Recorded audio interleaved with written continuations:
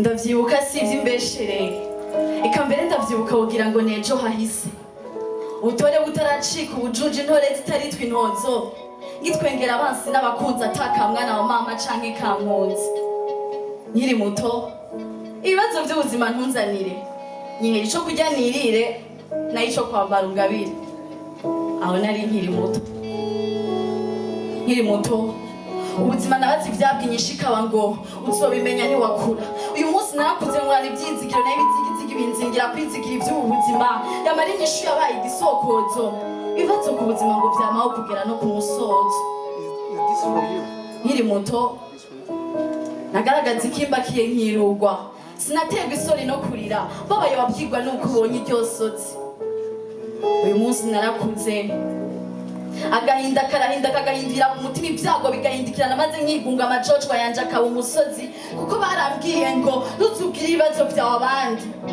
bamwe bazovyumva ubone baritwengeye n'abo kubaye hafi bafise ibikurengeye nkiri muto nongeye kuvyibuka nizera abantu nkatinya ibikoko kuko bambwira ngo akaguruka nikarya kandi koko yamaraho nari nkiri muto inambwe ntiyari bwica intama umurundi ntiyari bwafatire mwene wabo ku murundi ngo munaga mumenye injisho ry'ikirenga muzize utwiwe ubutware bw'intwari butaratwarwa n'amarongo ngo umutware atwarire gutwara utw'abandi yitwaje igikenya n'igihagararo nkiri muto nongeye kuvyibuka nawe nejo ari heza nzojya neza be ntashurije kuba heza ndiga zo umuntu akomeye kanatsinda ndaciye ubwenge uyu munsi ndoto y'ibisazi ni kubaho ibisigaye byose ni inyongera nkiri muto nongeye kuvyibuka mawe yarambwiye ngo kibondo uriga ishure n'ingirakamaro